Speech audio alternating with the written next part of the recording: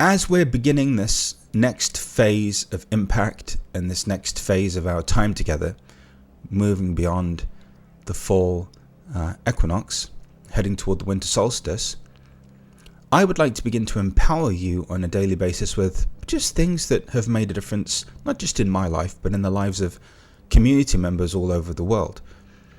And the first thing that I would like to empower you with is an abundance hack. I hate the word hack. How about an abundance top tip? How about Panache's top tip for abundance? How about that? I don't like the word hack because we're not hacking anything.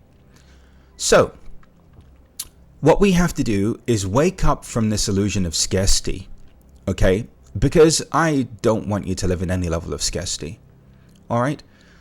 So, I began to notice that there were certain individuals that just had this habit of carrying money around with them everywhere that they went, right? And at first I'm like, that's a bit weird. Like, why are you just carrying money around with you everywhere that you go when, quite honestly, in today's world, you just need a credit card or a debit card? Like, why are you carrying cash? And then I got it. They're carrying cash around as a physical reminder of the abundance that they have access to. You don't have the same relationship with your credit card or debit card. And so I would like you to try it just for 3 months, right? And it doesn't have to be a lot of money. It just needs to be money. So that whenever you question abundance or whenever you question your right to earn and your right to live, you can look at it and go, wow, look, money.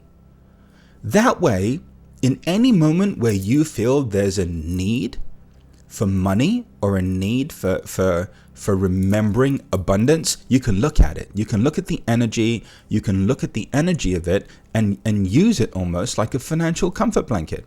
Right? Now, there are some people who take this to extremes, like Floyd Mayweather. Floyd Mayweather carries a backpack full of $100 bills everywhere that he goes. Okay? I'm not asking you to do this. All right? Nor am I asking you to get blinged out, iced out chains and wear your net worth around your neck. Nor am I asking you to drive your net worth. It's not necessary. Just make sure that you have whatever a good amount of cash is on you and with you. Okay, so that anytime there's this narrative of, there's not enough money in the world, how am I going to pay my bills? How am I going to do this? Like, you just have it. You have the energy of it. Okay, you have the energy of it available. All right, I want you to just try this.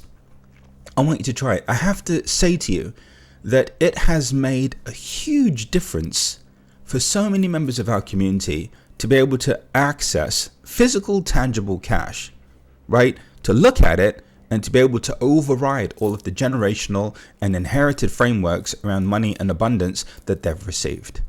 Okay? So in a digital world of money, sometimes it's nice to be analog. All right? Sometimes it's nice to be analog. I had the pleasure of meeting a gentleman in Costa Rica who wrote a book called Happy Money. Happy Money. And his mentor was a Japanese billionaire, if I'm not mistaken. And he would carry around gold coins in his pockets, right? And every time he saw somebody being kind or doing something good, he would give them a gold coin.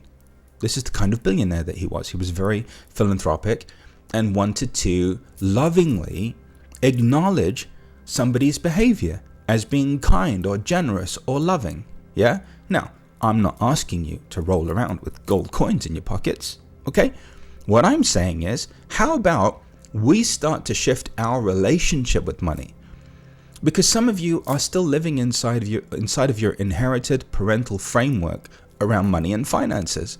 And as we move toward the end of the year, moving toward the holidays, moving toward Thanksgiving, especially in the context of this year, it's important that we remember the abundance that we have. I've gone through lots of phases in my life. I've gone through phases in my life where I didn't know how I was going to pay my rent. I've gone through phases in my life where I'm getting checks for like lots of money. Yeah. I've gone through phases in my life of all sorts. I have never questioned my abundance. Ever. Never. Because what you have to realize is that vibrationally, the feeling of abundance is a feeling of full and overflowing.